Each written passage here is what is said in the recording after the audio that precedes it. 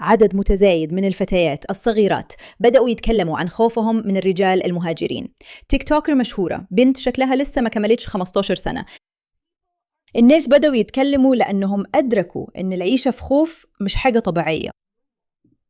أنا بس عايزة أعيش في مكان مش حواليا أجانب ومش حواليا ناس بتكره البلد دي وما عندهمش أي ذرة عقل. أنا مش عارفة أعمل إيه بصراحة. هنروح فين؟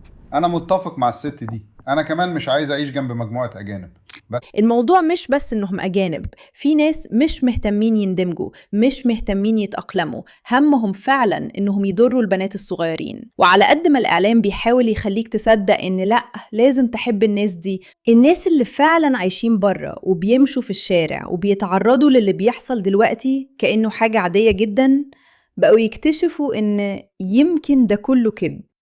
يعني شوفوا التيك توكرز المشهورة دي اللي عمرها ما اتكلمت في السياسة خالص، هي بتعمل فيديوهات استعدي معايا على تيك توك، بس هي أدركت إنها لازم تبدأ تتكلم. غالبا ده هيكون واحد من أكتر الفيديوهات المثيرة للجدل اللي عملتها أو نزلتها في حياتي، وده مش المحتوى العادي بتاعي، بس الموضوع ده مضايقني جدا. ولما اكتشفت إن ناس كتير في سني مش عارفين أي حاجة عن اللي بيحصل في بلدنا دلوقتي، ده فعلا مسبب لي قلق حقيقي. أيوة، اللي خلاني أدخل في الموضوع ده إني كنت بقلب على انستغرام وشفت فيديو لراجل في نيويورك كان بيتمشى مع كلبه، وشفت الراجل المسلم ده الكلب لفت انتباهه، وهم بيكرهوا الكلاب، أظن ده ضد دينهم، هم بيشوفوا الكلاب ناجسة أو حاجة زي كده. والراجل ده فجأة اتعصب جدا في نيويورك في أمريكا، بدأ يزعق ويرمي حاجات على الراجل التاني. مرات الراجل المسلم بتحاول تشده بعيد، وهو بيجري ورا الراجل اللي معاه كلبه اللي ما كانش بيعمل أي حاجة غير إنه بيتمشى بكلبه في الحديقة. وده اللي خلاني أفكر، ليه كده؟ ليه ده ظهر عندي على الفيد؟ يعني لو كانت حاجة حصلت مرة واحدة كنت هقول ليه الفيديو ده بيظهر لي على السوشيال ميديا؟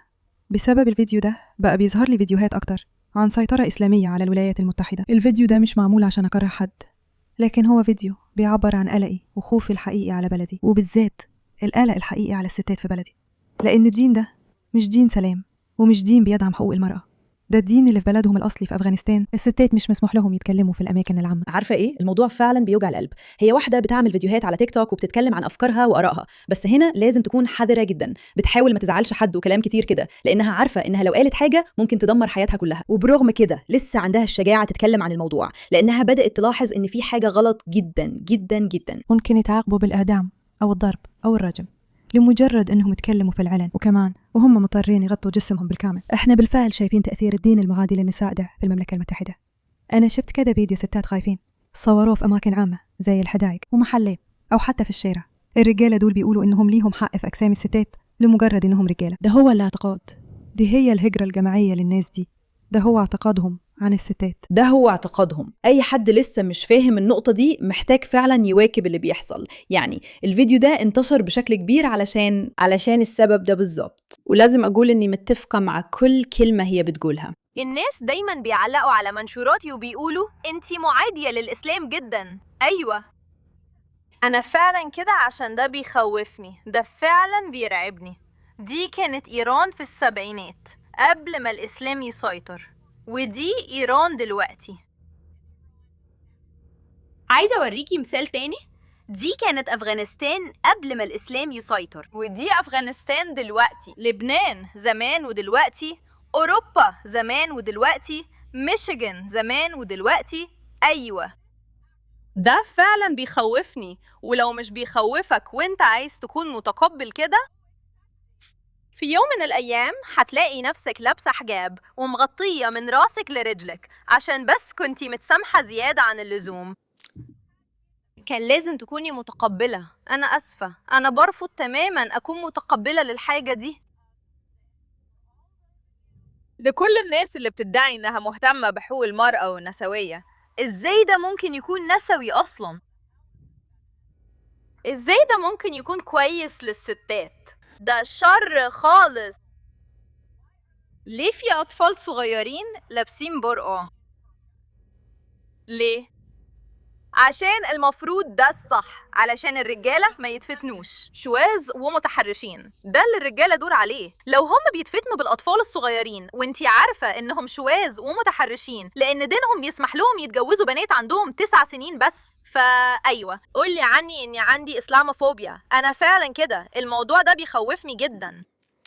مش عارفة لو ممكن أقولها أحسن من كده. فعلا مش عارفة لو ممكن أقولها أحسن، لكل نسوية موجودة ومش بتندد بده. بصي، الموضوع مش عن البرقع، مش عن اللبس، يعني سيبي الست تلبس اللي هي عايزاه. الموضوع عن كل حاجة البرقع ده بيغطيها، الموضوع عن كل حاجة البرقع ده بيقولها عن الستات، عن فكرة إنهم ممكن يتشالوا من المجتمع بسهولة كده لمجرد رغبة الرجالة، وإنهم عمرهم ما يقدروا يبينوا نفسهم على حقيقتهم. وده ده بينتشر في كل حاجة تانية. لو بصيتي على المجتمعات اللي الستات لازم يلبسوا فيها البرقع، الموضوع مش بس اللبس، ده كل حاجة في حياتهم، عن مين هيتجوزوا، عن الأماكن اللي يقدروا يروحوا لها، عن التعليم اللي ممكن ياخدوه، عن مين ممكن يتكلموا عنه، وعن إيه ممكن يتكلموا فيه، حتى هل يقدروا يتكلموا أصلاً. كل الحاجات دي بتتشال منهم. الموضوع كأنه استعارة، الست بتختفي كده في عالم الراجل فيه، بيشوف حاجة زي كيس الزبالة مش مغرية، فبالتالي ده يعتبر عادي. ده مهين جدا ومحبط جدا ومش مقبول خالص، وبيحصل في كل مكان. الدول دي بتسيطر عليه. ده جنون فعلا، جنون جنون جنون. والستات دول معاهم حق. هفكركم بالبنت اللي على تيك توك، هي صغيرة في السن، لسه طفلة، وبدأت تدرك حاجة. في حاجة فعلا مش مظبوطة في الموضوع ده. أنا قلبي على بلدي، وبالذات القلق الحقيقي على الستات في بلدي، لأن الدين ده مش دين سلام، هو مش دين نسوي، ده الدين اللي في بلدهم الأصلي في أفغانستان. الستات ما يقدروش يكلموا في الأماكن العامة، ممكن يتعاقبوا بالقتل سواء بالضرب أو بالرجم لمجرد إنهم يتكلموا في الأماكن العامة، وكمان لازم يغطوا جسمهم كله. إحنا بالفعل شايفين تأثير الدين المعادي للنساء ده في المملكة المتحدة. أنا شفت فيديوهات كتير للستات خايفين مصورينها في أماكن عامة زي الحدائق ومحلات وكمان في الشارع. الرجالة دول بيقولوا إنهم ليهم حق في أجسام الستات لمجرد إنهم رجالة. ده هو الاعتقاد، ده هو الهجرة الجماعية للناس دي، ده هو اعتقادهم عن الستات. والحاجة اللي خلتني أتحمس قوي وأعمل الفيديو ده النهاردة حتى وأنا خايفة، بصراحة أنا متوترة شوية إني أنزل حاجة زي كده، لأني عمري ما نزلت حاجة بالشكل ده قبل كده، بس اكتشفت إن في ناس كتير مش عارفة عن الموضوع ده. أنا نفسي ما كنتش أعرف عنه غير قريب، مع إنه بيحصل بقاله فترة. هو إني شفت الهجرة الجماعية اللي بتحصل في ميشيغان، شفت مظاهرة النهاردة وكل الستات كانوا متغطين من فوق لتحت بالسواد، مش عارفة اسم اللبس ده إيه، بس هو اللبس اللي هما بيلبسوه. وكان فيها أطفال موجودين، أطفال معاهم، وأطفال بيتفرجوا مش مسلمين، وكانوا ماشيين وبيصرخوا بحاجة إلها علاقة بالإسلام، أنا مش عارفة إيه هي. وكان معاهم راس مزيفة عليها دم ملفوفة في فوطة ومركبينها على عصاية. ده اللي احنا بنسمح له يدخل بلدنا. بحب انها فعلا مش عارفة، هي جاهلة تماما، بس بتقول عشان انا مش متعلمة، انا فعلا ببص على ده وحاسة ان في حاجة غلط جدا في الموضوع ده. ده مرعب.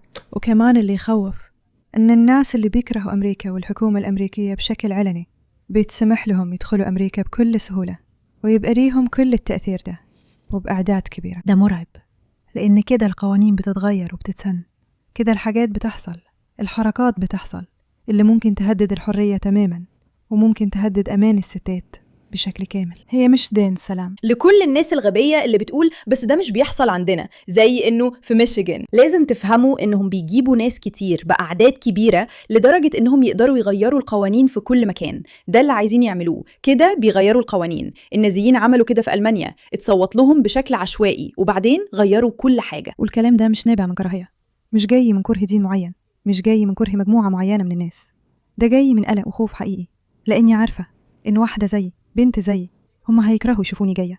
يعني أنا دلوقتي لابسة توب حملات وبعمل فيديو عن معتقداتي وعندي رأي وبعبر عن نفسي بصراحة، والموضوع مرعب لما أفكر إن الثقافة دي ممكن تأثر على قوانيني وبلدي، المكان اللي بعيش فيه والمكان اللي ساكنة فيه والمكان اللي الستات اللي بحبهم عايشين فيه. وبصراحة ده مش المحتوى اللي أنا متعودة أقدمه، وأعتقد إن بعد الفيديو ده أكيد هرجع أقدم المحتوى العادي بتاعي، لأن الموضوع ده تقيل وأنا بصراحة مش عايزة أتكلم عن الموضوع ده طول الوقت.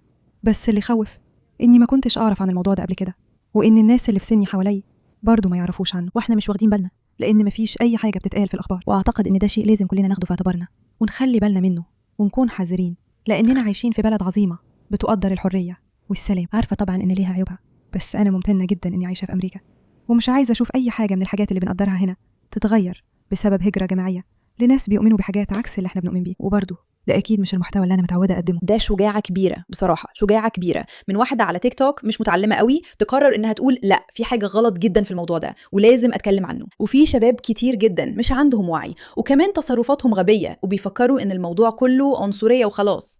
لا، مش كده يا جماعة. اعرفوا الحقيقة، جمعوا المعلومات وافهموا إن ده موضوع متخطط له، في نظام، هم عارفين هم بيعملوا إيه وبيعملوه عن قصد. والحاجة اللي بتظهر لك على صفحة ليك بتطلع لك عشان فيه ملايين الفيديوهات زي دي، ولازم يحصل تغيير. شكرا لاهتمامكم بالموضوع ده.